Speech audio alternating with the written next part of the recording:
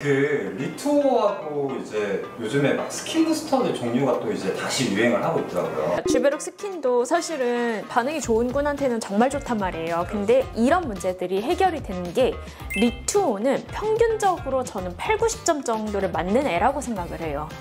다만 저는 차세대라고 생각하고 있어요. 지금은 한 단계를 좀 뛰어넘었다. 제가 덥다가 좀 추워지니까 그런가 봐요. 그럴 수도 있고, 이제 좀 놀러 갔다 오시고 이제 모공이 좀 넓어져 있고 피부가 좀 푸석푸석해지고 이런 분들이 많을 거 아닐까요? 여성분들이 그럼 주로 그 스킨 부스터라는 걸 그런 이제 푸석푸석해진 피부에 많이 맞나요? 그쵸. 그거랑 아니면은 이제 탄력의 문제라던가 어딘지 모르게 예전에 비해서는 좀 나이 들어 보여 이런 느낌에서 좀 많이 맞으시죠? 그러면은 결국 그런 문제들이 만들어내는 게 콜라겐의 문제가 있어서 그런가요? 크게 말해서는 두 가지예요. 내가 탄력 문제가 있거나 아니면 수분도에 문제가 있거나. 그래서 수분이 부족하면 수분을 좀 보충을 해주는 쪽이 좋고, 그다음에 탄력이 부족하면은 콜라겐 쪽을 보충해주는 게 좀 더 좋은 거죠.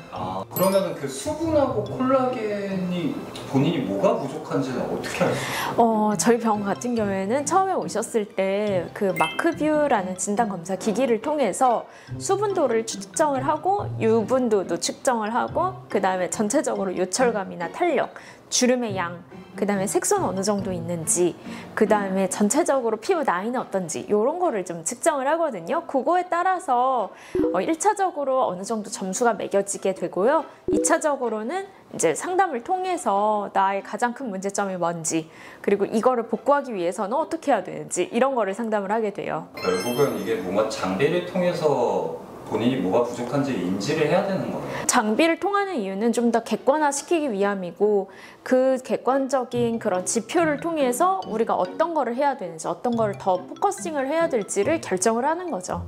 그러면 만약에 수분이 부족한 환자분은 어떤 걸 받는 게 좋을까요? 저는 최근에는 이제 스킨바이브라던가 아니면 리쥬란 이런 거를 조금 많이 활용을 하고 있기는 하고요. 만약에 콜라겐이 부족한 경우라면은 리투어라던가 주베룩 스킨이라던가 이런 걸 조금 더 고려를 하고 있기는 해요. 리투어는요, 요새 정말 핫한 스킨 부스터예요.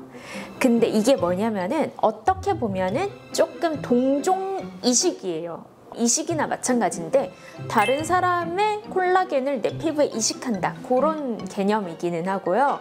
그러다 보니까 좋은 거는 이제 같은 인체 재료이기 때문에 어떻게 보면 좀 더 반응이 빨리 나오고 좀 더 효과가 확실하고, 그 다음에 뭔가 기다릴 필요가 없고, 이런 게 좀 장점이기는 하고요. 예를 들어서 뭐 우리 주베룩 스킨이랑 비교해서 미안한데, 그러니까 주베룩 스킨도 사실은 반응이 좋은 분한테는 정말 좋단 말이에요. 근데 문제는 반응이 없는 분도 분명히 있기는 해요. 3번을 맞아도.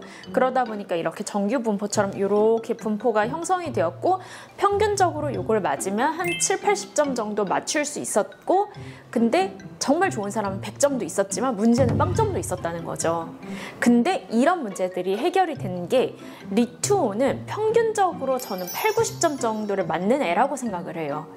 다만 꼴등도 없어. 다만 100점도 없어. 그런 느낌이에요. 그러니까 내가 자가 생성하고 막 오래가고 이런 거는 아닌데, 그래도 8, 90점을 안정적으로 맞는 모범생 같은 아이라고 생각을 하는 거죠. 소위 말하는 평타는 친다. 평타를 치는데 아주 우등생이다.